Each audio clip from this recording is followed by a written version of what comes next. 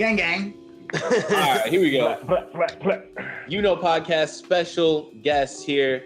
We've had a couple attempts at guests. This is going to be our second official guest on the podcast here. We got members of the best K-pop group. Are you guys still K-pop? It's still K-pop? Always. Yeah, okay. Forever. Why don't y'all introduce yourselves real quick? Give me a quick lowdown on who each of you are and a name. That's all I need. It's your boy Izzy Cee here. Let's go. Yeah. And we got Mees. Knock it off. And Lucky, we got a podcast too now. We've been fucking with trying to get it off the ground and shit. Yeah. What's it called? Plug your shit right now. Yeah, knock it off with Izzy and Mees. You guys go. No time to plug our shit. You guys go follow that. Perfect. And follow the Bag Bros too. They sponsor The us Bag for Bros. everything we do. We gotta shout them out. Bro. Shout out the Bag Bros, man. We fuck with y'all the long way. Thank you. Yes. LA based and good cannabis company. Yes. So that's All us. I'm gonna let you kind of take off here because you got some questions you want to ask my boys today. The topic of discussion is basically cryptocurrency in general. Pretty much the whole space right now, the rise, the fall, and most importantly, one of the biggest companies in the space, FTX, going filing for bankruptcy. So I'm gonna hand it over to Justin. Let's see where we at. Yeah, we could break it down and get into some crypto insights. But FTX is going to be the jump point, right? Because that's what's in the news. That's what everybody knows.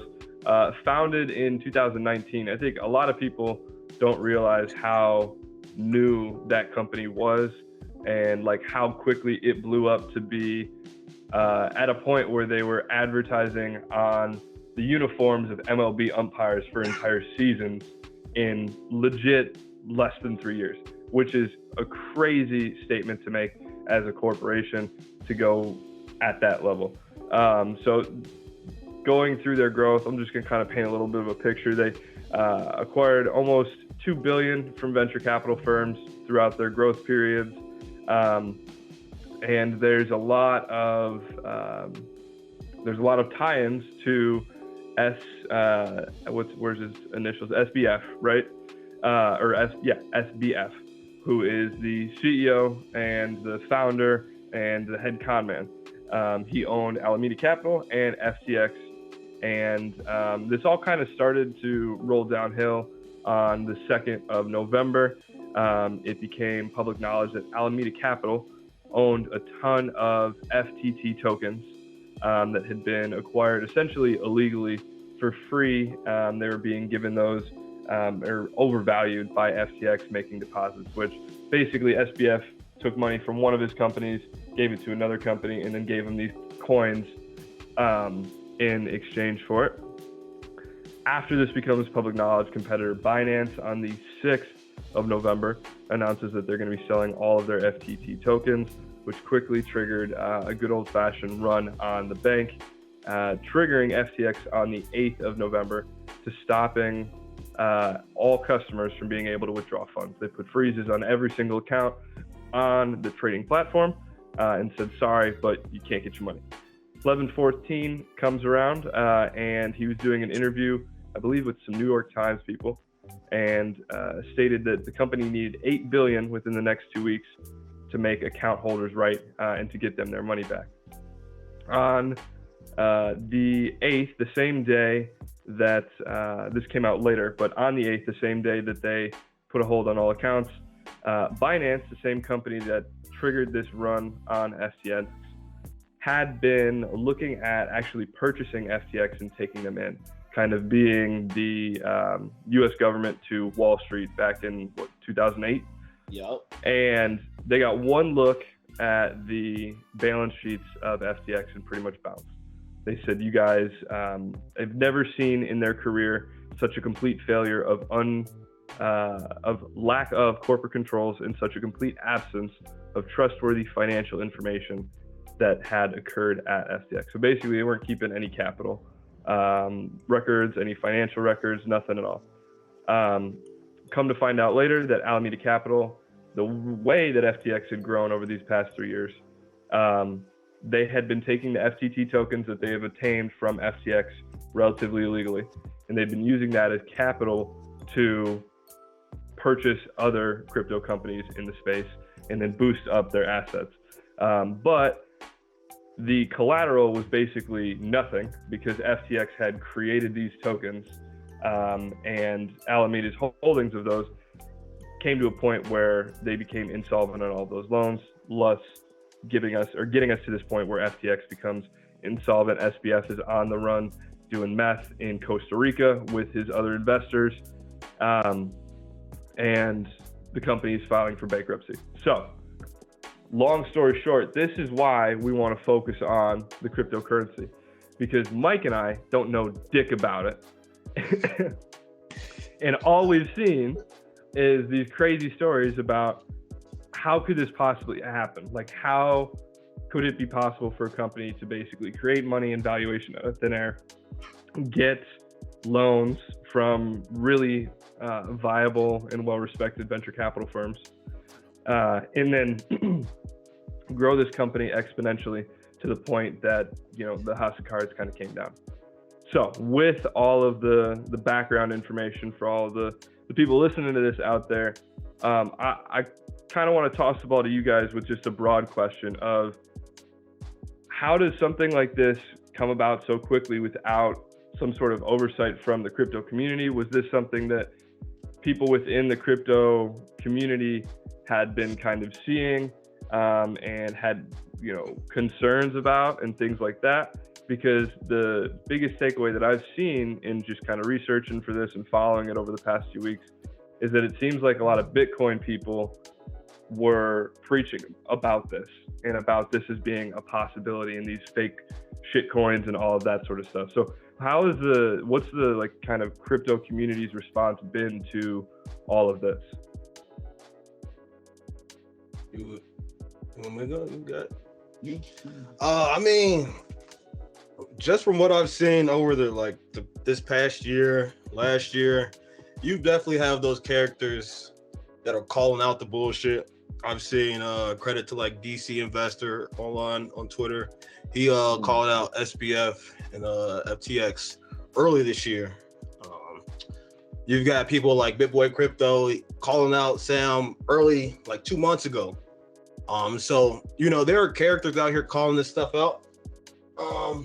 But, you know, at the same time, when you got money involved, it's kind of hard to differentiate, you know, the good and the bad when everybody's getting their bags pumped. But there is definitely some haste, I would say, as overall. You know, it didn't really start with this. You said, you know, on November 5th. I would probably say it started with like the whole Celsius, the whole Terra Luna kind of stuff happening. Truly, you know, there's kind of layers to this whole thing that we'll eventually jump into, but yeah, I don't know. Peel back some of the layers. Let's put the goggles on. We don't need to be crying about these onions. Let's get into it. I mean, truthfully, you know, everybody's talking about Sam Bankman-Fried, you know, being the guy, but it's bigger than Sam. You know, this has been a whole planned thing. He was meeting with regulators to enact all this stuff to happen. You know, he's funding Democratic pockets. He's funding Republican pockets to make all this stuff happen. You know, this wasn't coincidence. All, you know, you talking about the tower cards falling, you know, this was all planned, truthfully. He's been meeting with these regulators. You say the company started back in 2019, and you're right, it did. And guess what? You started funding these people. Your parents are already working with SEC. Your parents are already working with, you know, different political administrations. I don't know. The timing the timing adds up when you're trying to tell a specific narrative. Okay, I definitely hear that. If we're trying to peel back some layers, right? Yeah. His parents, you bring up a good point. His parents are both regulators within the SEC, so we can take the leap of faith with a pretty good amount of confidence in saying that SBF knew that what he was doing was by letter of the law fraud, and was pretty much against every single SEC regulation that's out there, from companies working together collaboratively, but being independently owned, but being still owned by the same people. But I want to jump back even further to the rumors of how SBF even started, how he accumulated his wealth. Because I've heard... You getting in? Go for it. If you want precise, accurate facts, look somewhere else. If you want stone cold good conspiracy, it right here. Right. That's what I'm jumping here, into. I'm telling you. I got the This man was theory. put on by a family of politicians and teachers from MIT. Yeah, his parents went to MIT. His parents taught at MIT. Yeah, they don't and they're work well at SEC. connected with all the fucking professors there who are low-key in on it too. The finance district or the finance sector of that school, like a lot of them are tied into this shit. Gary Gensler. He also went to MIT. Yeah. Like it went to MIT as well, right?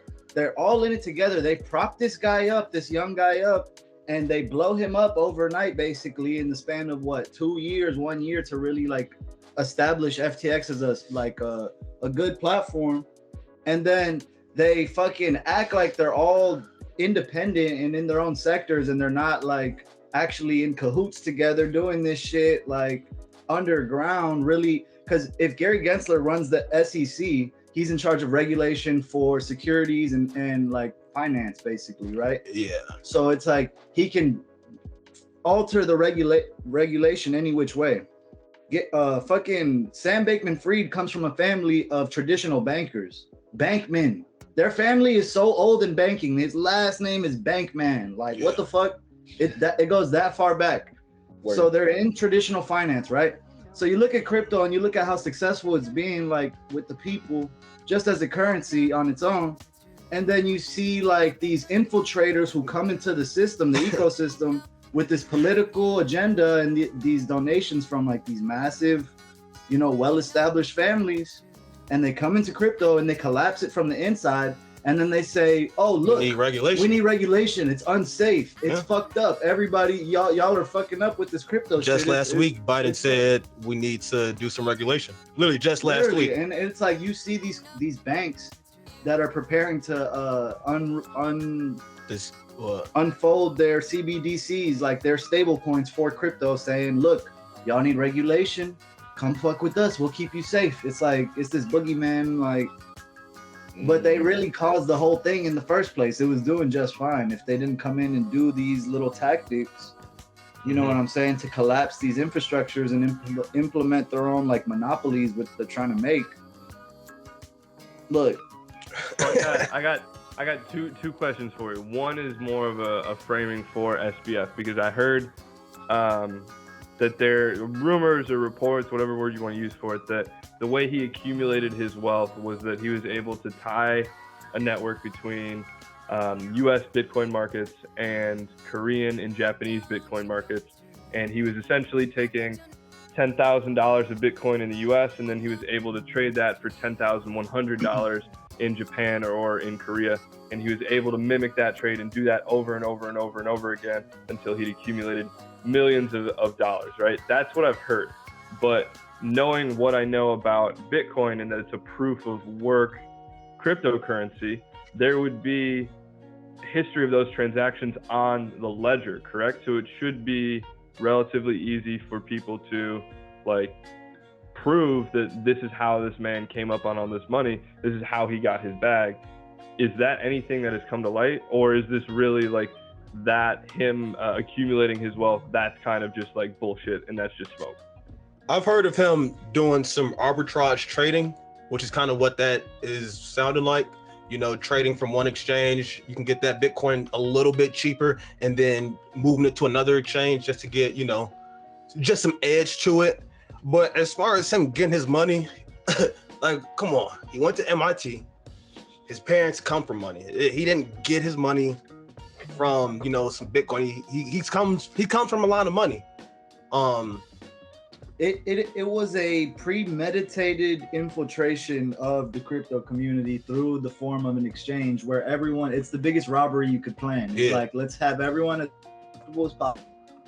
Let them trade and leverage out on our platform. We're gonna use their cryptocurrency and trade it without actually by lying to them, because there's exchanges that will tell you like, hey, we use some of our people's holdings and we leverage and trade and do stuff like that, and people agree to it and they'll put it into a different sort of account inside of the platform that is a little riskier, but you earn percentage on that money, right? So that's like you being aware of it. But what they were doing is like lying to people, saying we're not doing that, and then still doing it. And then they basically lost it all with like some bad trading, and also people withdrawing all at once. It's just a combination of a shitstorm. Yeah, I mean, over leveraged shit market happens. Yeah, because weren't they were taking account holders' money without knowledge, because in those higher yield accounts, that was like one of their big perks, is that we're offering higher yields on these accounts than other competitors in the marketplace, but they weren't including that language of we're going to use this account holdings for, you know, additional trading on the company platform where we're going to give you that higher yield, right? Right, exactly. So they weren't cutting them in on any deal, and they were keeping all that. They were using your money they to were projects that you're already invested in too. Like, yeah, because they're trying to monopolize. They took the FTX funds and then they transferred that to Alameda, right? And then weren't they also using the insider trader information, like of account holders at FTX to trade against their own customers before they would list their coins? Yeah, before they would list their coins, you know, they would already have them. And then as soon as FTX will list them and they get to the market, boom, you can just dump them because everybody else is already buying up the coins at that point. So it's deep. They would shit and ruin a bunch of other projects. They would steal our money, not my money, but they would steal people's money. You know, it's a dirty game, and it's crazy because I think it's planned out exactly how they want it to. When you control the media, you can spin things exactly how you want to. They're already getting painted in this, hey, innocent, Harry Potter, just like, you know, they're humanizing them a lot. Yeah, very childlike that are coming out. New York Times, the Washington Post, and even Forbes is like completely, even NPR, like completely. I saw an article on NPR about the situation. They didn't even mention Sam Bankman-Fried one time, not even one time in the article. So you can tell who owns which publications, right? And now it's coming out that other people in FTX were paying. So Sam was the second biggest donor to the Democrats behind George Soros, and that's documented everything. And another person from FTX was like the third and the fourth biggest donor for the Republican Party. So they were feeding both sides of this like political party shit we got going on here. And they were just basically benefiting in all the ways. And so now, not to mention sending money to Ukraine, and the money to Ukraine, and how like there's a whole, we'll get into that. That's like a whole loophole of money laundering they got going on there. But fucking with the Republican and the Democratic shit, it's like the reason this man hasn't been caught and put in jail is because the people who approved him to do this are the people who would who, you know, rule the justice systems and things like that. Like he's basically been given immunity. He's chilling in the Bahamas right now.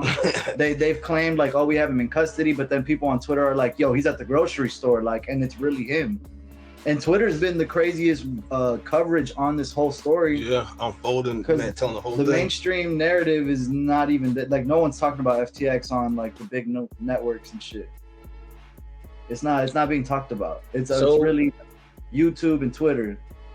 So how much money here has actually been like lost by FTX? Do we know? Apparently it's $8 billion. Yeah. $8 billion. So $8 billion, right? And you're saying that there have been quite a few beneficiaries from this $8 billion. So one of them being both parties in the U.S. You know, obviously private owned things, like I'm sure Bankman-Fried and his parents and all these people have come up off of it. So do you think there's going to be any kind of repayment to the bag holders of this coin? Do you think it's going to be you hung out to dry, it's over? I think what they're going to try to do is make paper Bitcoins or something, like not real life paper, but like this is our fake Bitcoin that we allow on our exchange that you can actually use. And it's like, it's going to fuck up the market real bad. It's going to do some crazy shit. Yeah. See, the thing is, the same thing happened in 2018 with Mt. Gox and that exchange when it crashed and like people lost their money. And the thing is, that money is still lost. And unfortunately, like, I think this will be one of those things where, yeah, people go lose their money and some people may never return. Some people may come back, but it's like how we move forward from this. Because the thing is, like, with 2018, we don't know, or we never caught the people with Mt. Gox. We know where Sam Bankman-Fried is right now. You feel me? Like, we can actually do something about this. We could we could stop their initial plan for regulation. You know, like we know that was a thing that they tried to enact, and we can stop that. We can capture Sam. We could actually get our crypto back as far as like buying new and stop selling our crypto. You feel me? But like, we just got to move forward. You feel? Mm-hmm. So moving forward, where is your head at with the crypto space and the coins that are still available and stuff like that? Are there safe ones? Is nothing really safe right now? Is there one that you guys are looking at? I think everyone should be buying at like between now and Christmas. I think everyone should be looking to get in now. While you always want to buy when everyone's scared. That's the best time to get into the market, because you know this shit's not going nowhere. If you're really pussy, put money into Bitcoin. It's gonna go up regardless. If you're kind of brave, put into Ethereum. If you're stupid, put it into like Solana or like a smaller coin like XRP. I mean, XRP is a smart choice, actually, a really smart choice. Just so, you know. Well, yeah, so like what Mike was saying, right? Like where does it go from here? Because there's there's proof of work and there's proof of stake. And the reason that the Alameda went insolvent and then FTX went insolvent was because they used that proof of stake to just amass all of those FTT tokens. Then they leveraged that and got the bank loans that they then became insolvent on. So I guess the benefit of Bitcoin is that it's proof of work. There's a finite amount out there. But what is there in place currently, or what could be done to prevent something like that happen with FTT, or prevent some sort of group that wants more regulation on the proof of stake type currencies and coins? What's to prevent them from coming into the space and just amassing a shit ton of Ethereum or all of the Solana or like any of these coins and then enacting their own type of regulation? Like, is that something that's out of the question? I mean, I feel like that's been kind of the plan that's happening. You know, you scare people away and then you buy up all the Bitcoin, you buy up all the Ethereum, you centralize it. The thing that we got to get is the knowledge so we can spot these things out. You know, like I said, there were characters already calling out the Sam Bankman-Frieds earlier this year, like, hey guys, you guys may want to be careful, you know, Ponzi scheme, whatever the case may be, seems a little sketchy. You know, they said this guy was the smartest guy that went to MIT. He could fucking hacker, you know, he could literally, the FTX system, he could backdoor.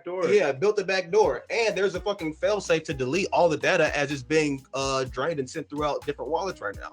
So we just got to get the knowledge to spot these things out, to be like, hey, they don't really have a cap to their project. You know, they can just literally just printing as many as they want.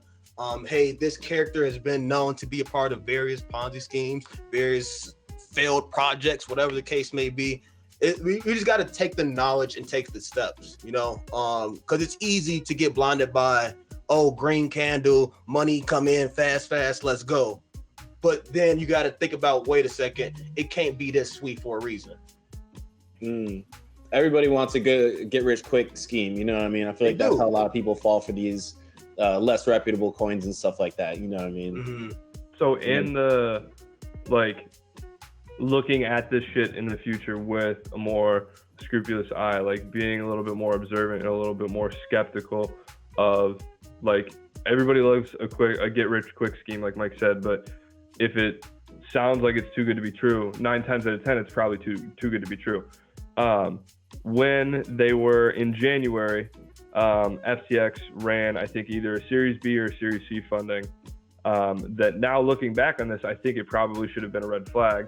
But they raised $400 million in January in Series B funding, and then come 4 to 6 months later, they've gone on an acquisition spree, amassing companies in totaling up to what was like $2 billion worth of assets that they've purchased. And that was just the dollar sign that they had purchased. So is that something that like should have been caught, or is that just SBF was like a fucking snake oil salesman and he just knew how to sweet talk people to a point where they were kind of looking at it, but they weren't seeing it because of how smooth he was? He's so well connected. You got to understand that the family this guy comes from is like so tapped in, and the level of connections at that point, it seems like a reality, or not reality show, like a fucking Game of Thrones or like House of Cards type shit. Yeah. Like they're where stupid people tapped. just believe everything that he says because of They're gonna listen because money talks. Exactly. Money talks, yeah. What was that stuff? He's on the altruism stuff, you know. Oh, I don't need all this stuff. So that's why you can give me all your money. They know what's up. They all do the same thing. Once they see that virtue signaling and what you're really doing, they're like, oh, he's perfect. Yeah. He'd fit our slimy little crew so well. Like they really move in that greedy, like lizard human way. I don't even know. Yeah, I was gonna say, so I know that like regulation, it's worked so well on the dollar, right? Like we're doing great with the US dollar. For sure. But do you think we do need some kind of regulation in the crypto space to stop these things? Like, you know, there already is regulation. That's the thing. There already is like regulation in crypto.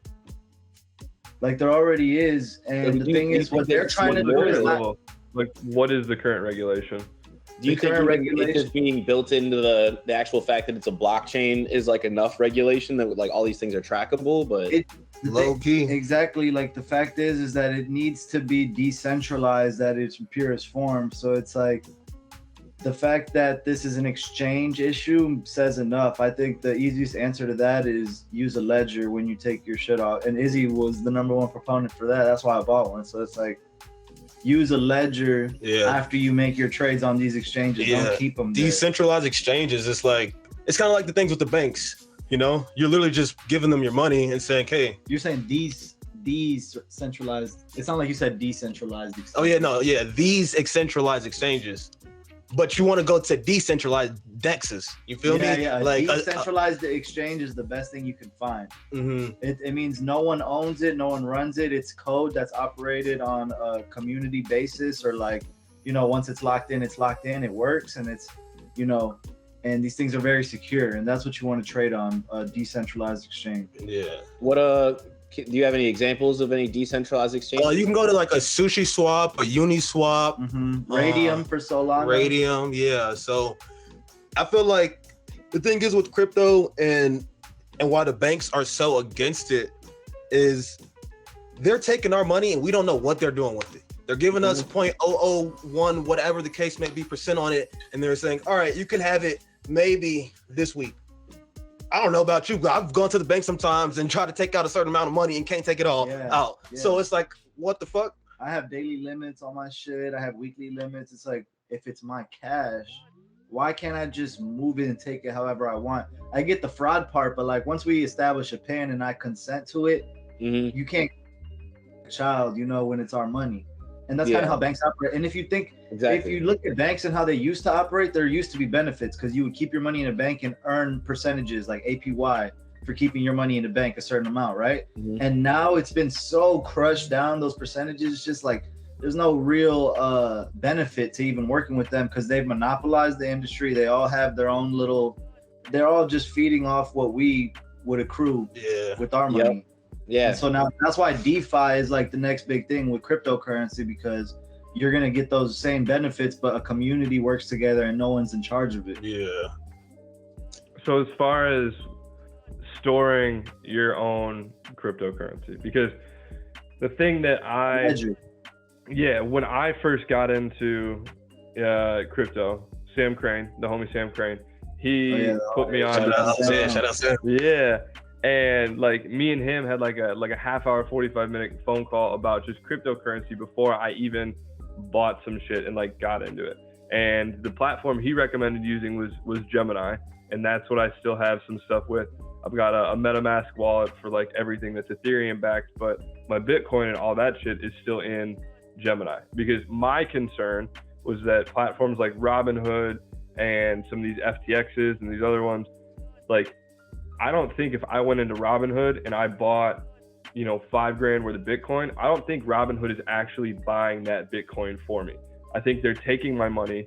I think that they are then just tracking the market and telling me what that Bitcoin that I theoretically purchased 6 months ago is worth. And then when I want to sell it and exchange it for a US dollar, they just pull from their bank account of account funds and then transfer that to US dollars in my separate bank account. So is that shit that's actually happening with some of these exchanges? And if so, definitely. I mean, shit, you just peeled the layer back for me, but Robinhood stopped a lot of trading when Doge was going up. They halted trading on a lot of those shit. They halted trading because the action was going so much, and they didn't have the shit to back it up because it wasn't 1-to-1. Oh, we back. Okay, there we go. Okay, there we go. But, I mean, the question was, is that actually happening? Like shit, like Robinhood and stuff like that. Is an account like Gemini giving me an actual ledger where I have physical Bitcoin? And if not, what is that safe platform and what's the safe process for people to go about purchasing this and actually physically having it in their possession, digitally, so to say? Because like I know MetaMask is relatively easy to use. But outside of Gemini, I don't really know. MetaMask is solid. Yeah. He's talking about that's for Ethereum, but I mean, truthfully, if they giving you, like I said, everything's on the blockchain. So if you go into your actual Bitcoin wallet and you see that, like, oh, I'm purchasing $50 of Bitcoin and it's going to this specific wallet in this specific Gemini account, then you good. You should definitely move that eventually to a hardware wallet. You feel me? Cold storage. But Gemini doesn't have keys. It doesn't. I don't know how Gemini works. It's an exchange. I mean, you wouldn't want to keep your Bitcoin there. KuCoin is an exchange as well. So you want to move it off into a hardware wallet regardless. Yeah. So how does that aspect of it work? Because I know how it works for like the MetaMask wallet, right? MetaMask wallets are for the Ethereum backed stuff. And that's more of like a physical, like you have your MetaMask, you have your chain, you have your passcode, and like you have all of that security stuff. So that's a little bit more secure. But if I wanted to take the Bitcoin that I have in my Gemini wallet, in my Gemini account, and I wanted to, you always hear about like the guys that bought 60 Bitcoins, 15 years ago and has it saved on his hard drive and he's digging through a fucking dumpster trying to find it. How do I go from having Bitcoin in a Gemini account to having it in, I think you said like a cold storage, like a hard drive or flash drive where it's physically stored on that ledger, on that hard drive? Pretty easy. Yeah. It's literally kind of just like sending an email, sending Bluetooth, whatever the case may be. You buy your ledger, you definitely always buy it from directly the source, never just like a Best Buy or Amazon. I don't know. People can always just slice that shit, get your seed phrase and reseal it. So for me, just best to go directly straight to their website. You feel me? And then whatever your account may be, whether it's a Gemini, whether it be a Coinbase, whatever the case may be, you should be able to send it to your new ledger. Just like once you set it up, once you get your Bitcoin address, they walk you through it. So I literally just got mine. I did it. It was like you wouldn't have to know anything to understand how to do it. It's pretty straightforward. Is the ledger more of a piece of software or is it more like a hard drive? It's a hardware. It's like a USB type of thing. For sure. Yeah. Very small, tight knit. So it sounds like having your own physical ledger is really the only way to guarantee. No, you can have digital wallets like Phantom or MetaMask. Only way to guarantee for sure. I guess guarantee, but 100%. But honestly, if you have keys with your wallet, unless you're going to a sketchy website and clicking a link, it's going to be pretty secure on a wallet as well. Just not exchanges are where the real vulnerability is right now, because the exchanges are centralized and they're doing sketchy stuff behind the scenes, depending on the exchange, So your wallet and your having your own ledger more for Bitcoin. I guess ledger is guaranteed, like nothing's gonna happen to your shit. Is there anything like a MetaMask wallet for Bitcoin right now? Or Coinbase is that what Gemini is? No, Coinbase has an extension, and Coinbase is very solid. Coinbase has a wallet that's just all cryptos, you feel me? As far as like the thing is with MetaMask and why Ethereum is this whole thing is because it's built upon, you feel me? There's like things built on Ethereum. There's nothing built. Well, there are things built on Bitcoin, but the scale of it is not how Ethereum is. So I think there's like individual Bitcoin wallets. I can't remember off the top, but you go to Coinbase, they got Solana wallets, they got Bitcoin wallets, Ethereum wallets, soon to come XRP wallets. They don't have that yet? No, not yet. Yeah. No, not yet. The XRP preaching. I love it. Well, the thing is, right now the XRP is battling a case against the SEC, right? And XRP is at its lowest price ever, basically, right now, besides its inception. What's the case for? The case is that they're trying to say, like, oh, you like it was a security. They were talking about they did an ICO for security, and essentially, like, they had meetings just like any other person would to get regulation from Gary Gensler, to get clarification. You know, hey, are we good to move forward? Hey, are we in the lanes of being clear? Are we in the lanes of no? So they were good. And then I think 2018, 2019 or something, right as I forget the other seating SEC person, but Gary Gensler then enacted this lawsuit against XRP. So 4 years later, we're here now. But now that like he's coming out, this is the reason it's such a good idea to get into it, because now that he's coming out as corrupt and shit with all this FTX shit, like he's gonna get outed as like, bro, you can't do this position, you're done. Like that case is gonna get thrown the fuck out the window. XRP is gonna win. It's probably gonna establish itself really well on the next bull run with these currencies and shit. And I mean, it's not like Ethereum was never at $1 or under, you know what I'm saying? It all starts somewhere. So facts. Yeah. And what's the software behind XRP? I know like Ethereum is smart contracts and stuff like that. What is the XRP like software? It's built off the ODL. So just being like instantaneous, you feel me? But right now they're kind of building on like in Asia right now, India, kind of expanding their platform to being instantaneous. Yeah, like another like a more secure Solana probably type shit, you know, for like data transfer and stuff. Just anything. Like they're gonna have NFT markets as well. So basically there's a difference with currencies. It's like there's layer 1 currencies and then layer 2 protocols and shit, right?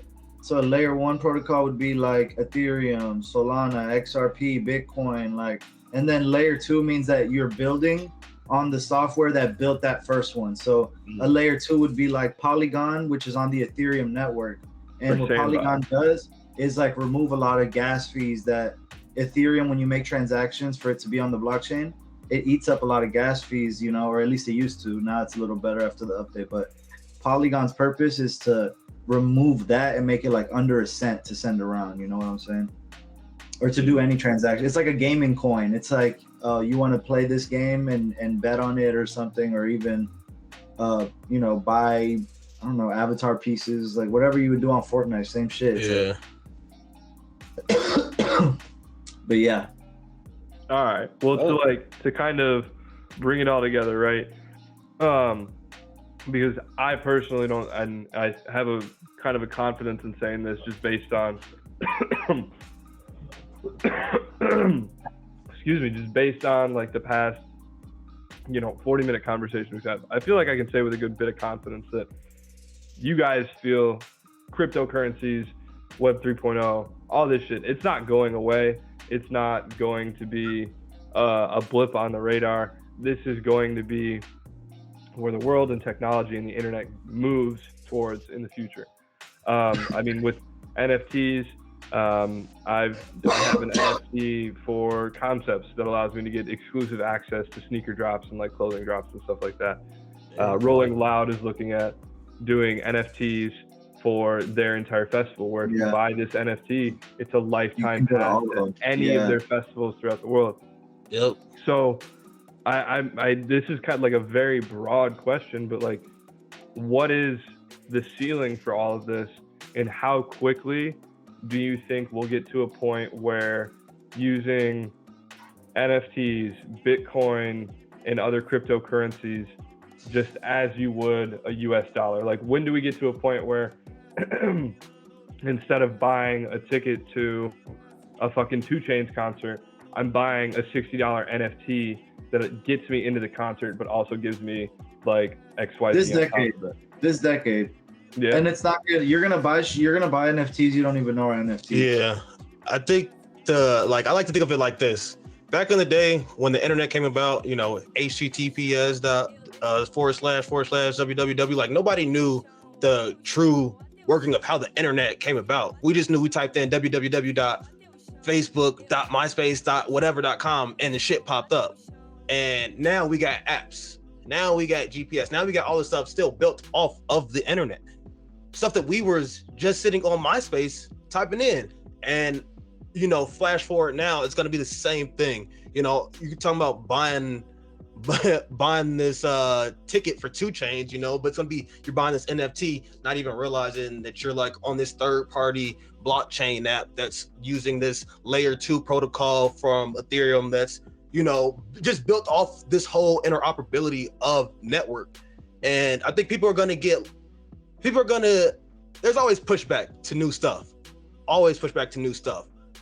I think once it gets adapted to a way that's digestible to people, where it's not, oh, you got those pictures, you know, you're trading those pictures. I think once it evolves past that and people are actually see that, oh shit, my favorite artist is letting me go backstage with them so I could do whatever because I bought this 3 years ago from them. Then they'll be like, oh shit, this technology, you know, not necessarily currency. Yeah, it's currency, but this technology is really dope. Hell yeah. No, I love that. And I definitely love kind of when you were talking about it being almost a building block on the last thing, right? The internet created the websites, created the apps, created now that, you know, these apps can operate on these different networks and platforms that, you know, can be monetized a lot easier, can be, you know, shipped around the world a lot faster even, and for really, really important and high security things on the internet. Like, that's fucking sick. And I'm excited, man. We didn't even hit on like the ownership that it gives to the artists and the creators of everything, right? With the smart contracts, if you're an up and coming artist, producer, musician, and you're releasing stuff via NFTs, you own that NFT or a portion of that. And as you grow and that NFT becomes more valuable, if it gets sold, your value and the money that you're making off that continues to trickle back and come back to you. So I think in the future, within the next decade, like you guys said, I think you're going to start to see more and more upcoming musicians and artists that are using this to release projects and to release I'll give it 3 to 5 years and stuff like that. Yeah. 3 to 5 years. Hot take. 3 to 5 is ambitious. I like that. I'm with that. I can see that. I could definitely see that, which is the crazy part. Like, the way shit moves nowadays is so fast, like literally. And I think it's just the late adopters are the ones that you really got to look at, right? Because like, how often until the first stores and stuff? I mean, the first stores have already started accepting Bitcoin, at least for certain shit. So it's like, how long until at our liquor store? Word, that's tight. That's sick. So I mean, the early adopters are already here. You feel me? Like, it's the late adopters that you have to really measure the trudge of progress by, shit like that. But the thing is like, nothing's gonna beat streaming, because we figured out a new way to enjoy music and movies that people don't want to switch away from. But I think what's gonna hit harder than NFT music is like streaming networks that operate on peer-to-peer payments. So it's like, there's no Spotify to take that 80% of the money and say, hey, we got a business we got to feed. Sorry. There's not going to be that. So you could see like 2 cents, 1 cent a stream, 3 cents a stream. And that would change artists' lives. That would make music and movies profitable again. You'd see big budget stuff happening with people who have never stepped foot in Hollywood. Yeah.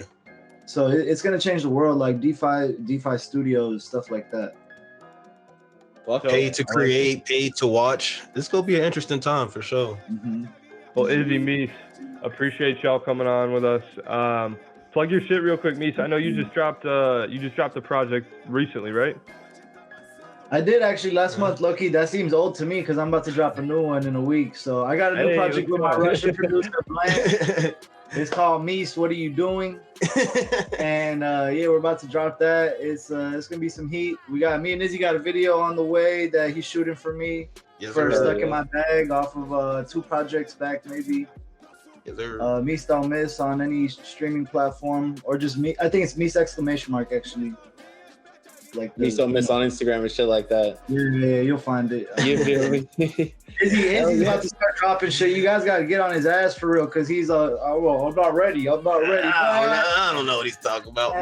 Mike, I was listening to that one song that we did like damn near last year, like the R&B groovy song. Oh yeah. I remember that. Dude, you gotta get to being out in front of the camera and the mic more. You know what I mean? You behind the shit so often. You behind the something like that. We'll get around to it. Yeah. There we go. Well, fellas, appreciate you joining us. First time, and anytime crypto or music related. You're now contractually obligated. Whenever we need you on the show, like we're just gonna drop your line real quick, and you're gonna have 2 hours advance notice, but your attendance is mandatory. So I hope you understood what you signed up for. I mean, got you. Yeah, got you. No, it's been a pleasure, guys. Appreciate it. All right, bro. Oh.